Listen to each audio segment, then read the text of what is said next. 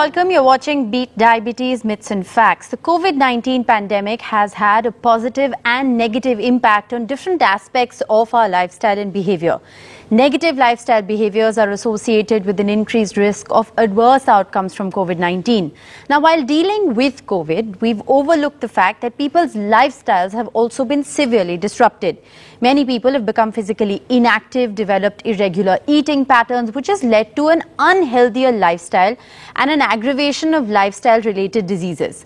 Now, the COVID-19 pandemic has also caused significant change to our homes, our working life, and of course our stress levels.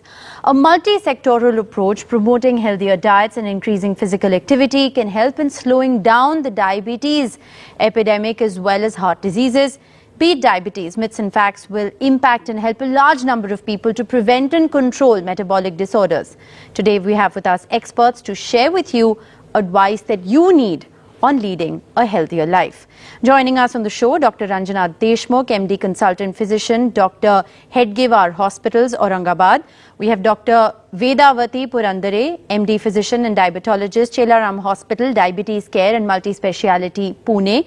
We also have Dr. S.P. Kalra, MD Consultant Physician, and Dr. Kalra's Clinic, Delhi. Thank you all very much for being with us.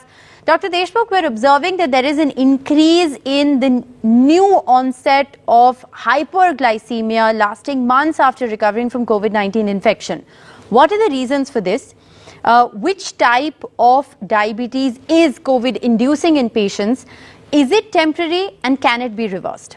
Definitely there is increase in incidence of hyperglycemia, and there is definitely a correlation of COVID and diabetes. We have seen two groups of patients in COVID era, that patients who were not diabetic presented with high blood sugar level and COVID infection, and those who were diabetics presented with high blood sugar level.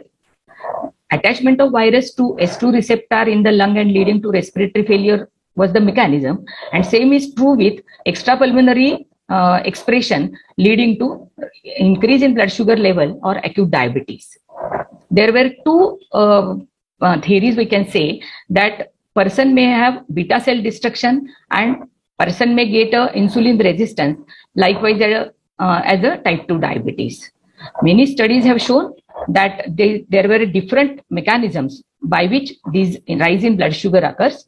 They can be destruction of beta cell or islet cells, then lipodystrophy, then will be the immune dysregulation, which are leading to rise in blood sugar level.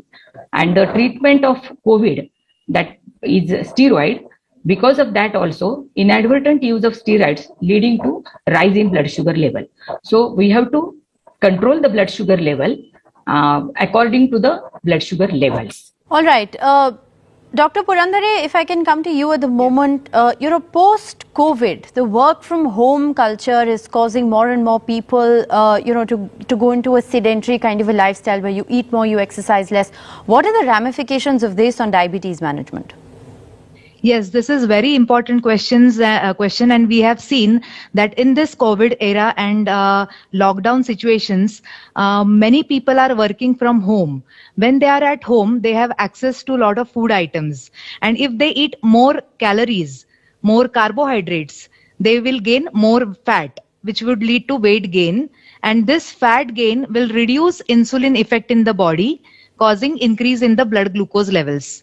And if they eat a lot of carbohydrates in the diet, it will also lead to increased blood glucose levels after meals, which are also not good for the heart. So increase in the calorie intake, increase in the carbohydrate intake, causing weight gain, will have adverse effect on the insulin action, which would increase the blood glucose levels.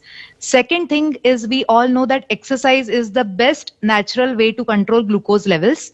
We also tell our patients in a casual way that if you walk for 30 minutes, your glucose level tomorrow will be 30 units less. So exercise is the best way to improve glucose levels, best way to increase insulin action in our body. So if people are sitting in front of computer, not exercising while they are working from home, that will again have a bad impact on the diabetes, leading to increased glucose levels.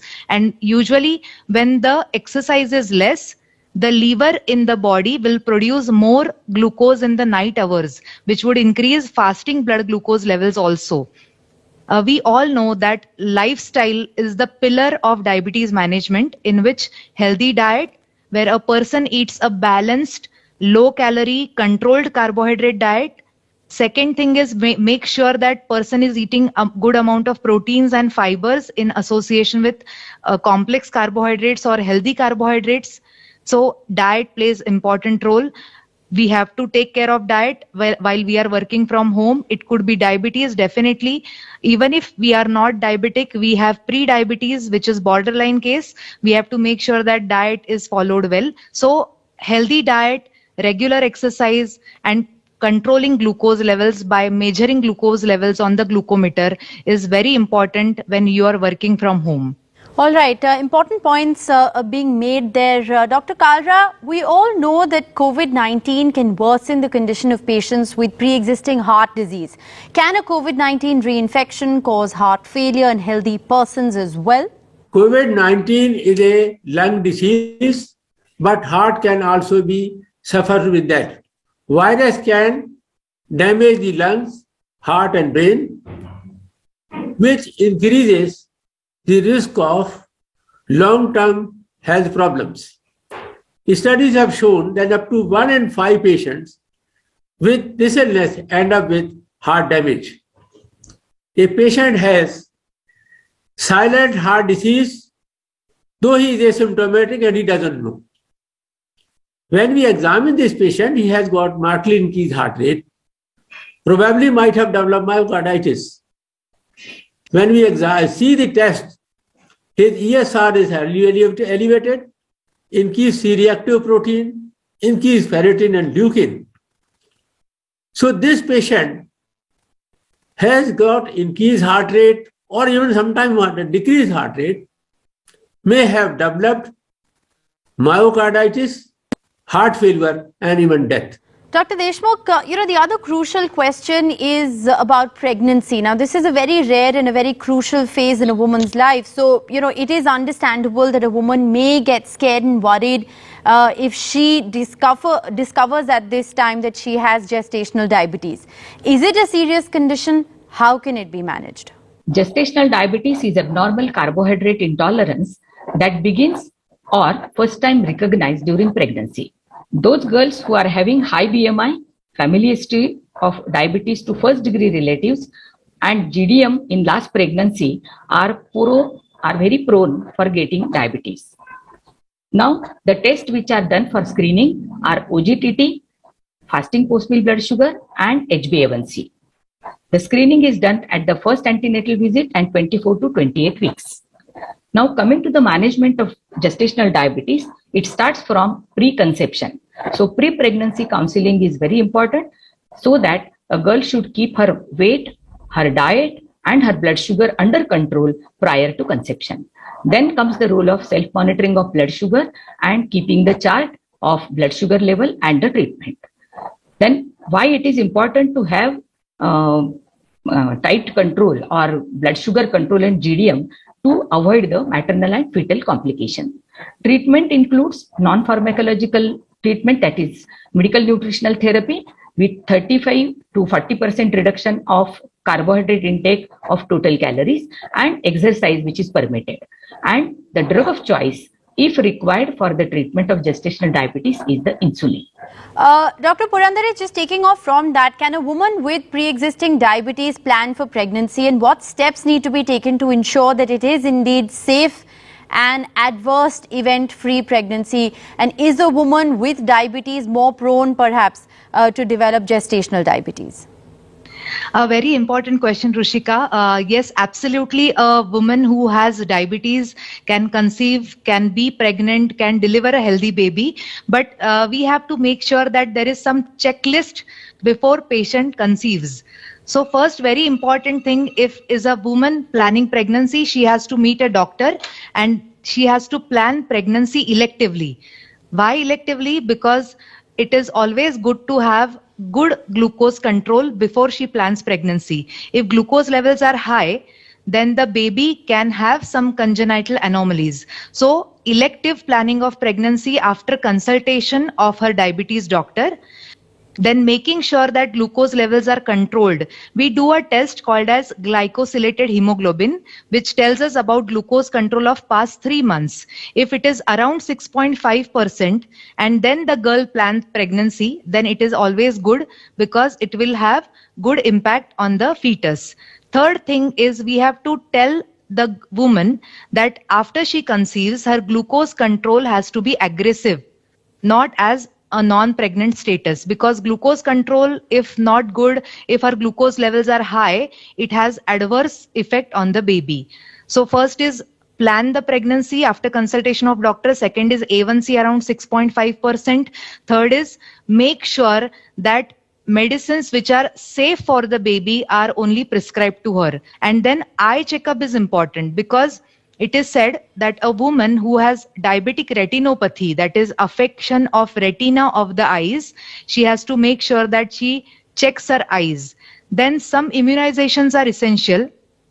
Like in COVID pandemic era, pregnant girl now is supposed to take COVID vaccination for her safety. So definitely a woman who has diabetes, which is called as pre-existing diabetes, she can become pregnant, and she has to make sure that some checklist is to be ticked, and then she can plan pregnancy. So management of such patients or such diabetes patients planning pregnancy needs a team of doctors. Right. It includes obstetricians, gynecologists, then a diabetologist, a dietitian, even exercise consultants. So for definitely safety is definitely we can make sure safety of pregnancy if the lady meets all the criteria. All right. Well, extremely important advice there in terms of holistic management of this condition. We're going to slip into a very short break.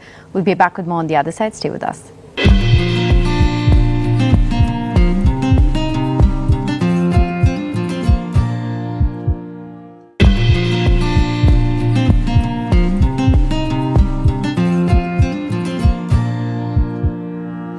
Welcome back. Let me go across now to Dr. Kalra in relation with high blood pressure. What is masked hypertension and white coat hypertension? White coat hypertension and masked hypertension. White coat hypertension, the individual when he goes to the doctor's clinic, his blood pressure is recorded high. But when he checks at his office or his home or even at ambulatory blood pressure monitoring, the blood pressure is normal. So this is a benign condition, does not require treatment.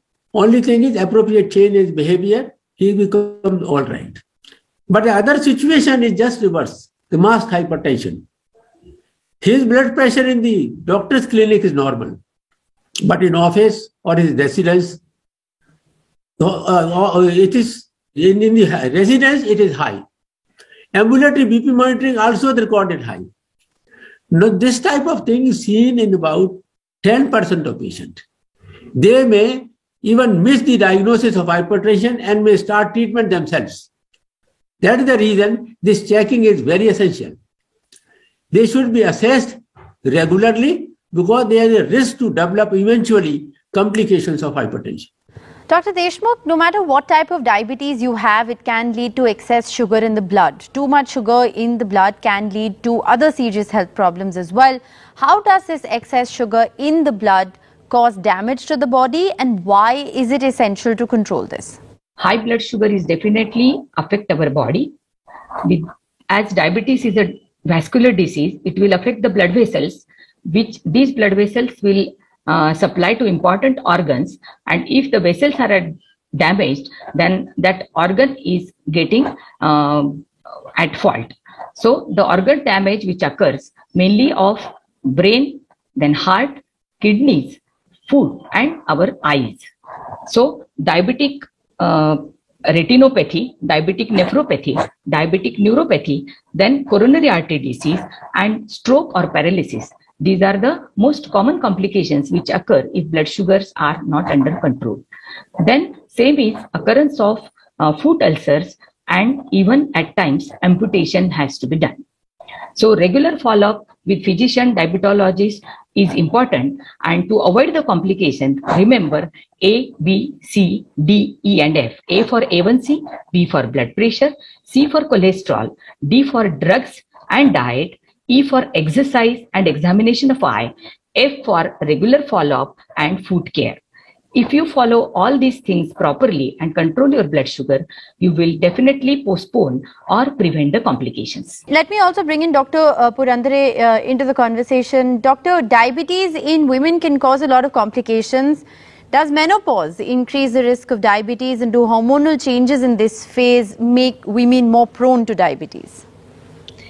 Yes, so whether menopausal status independently influences diabetes risk is not that clear.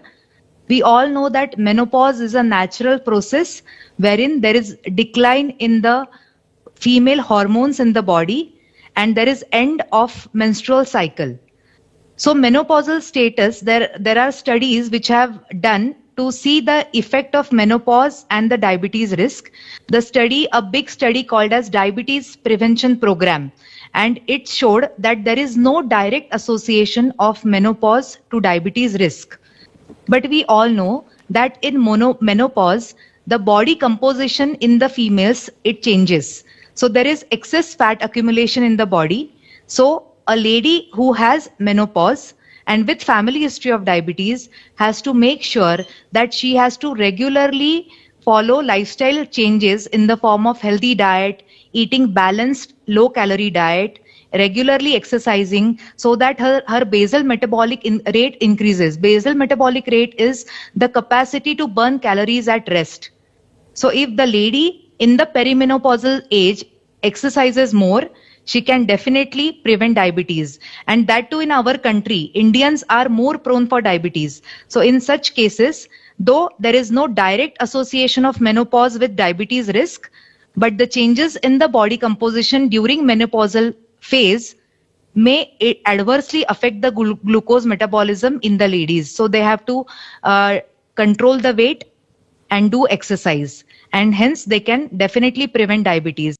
All right. Well, thanks for that perspective. Dr. Kalra, last question to you. Having a silent heart attack puts you at a greater risk of having another heart attack, which could be deadlier. Why do people with diabetes experience silent heart attacks? Diabetic patients are at an increased risk of silent heart attack in a large number of cases, partly because the condition has already put their heart in a most damaging situation. Uncontrolled levels of blood glucose patients are more likely to have high cholesterol and obesity, all of which may lead to cardiovascular symptoms, more commonly seen in the old and elderly patients. They are also susceptible to develop cardiac autonomic neuropathy in the long-standing cases, and this may result in coronary vessel ischemia, arrhythmia, silent myocardial infarction, severe postural hypotension, and sudden death. All right. Well, that's all the time we have. Thank you so much, doctors, for joining us on the show.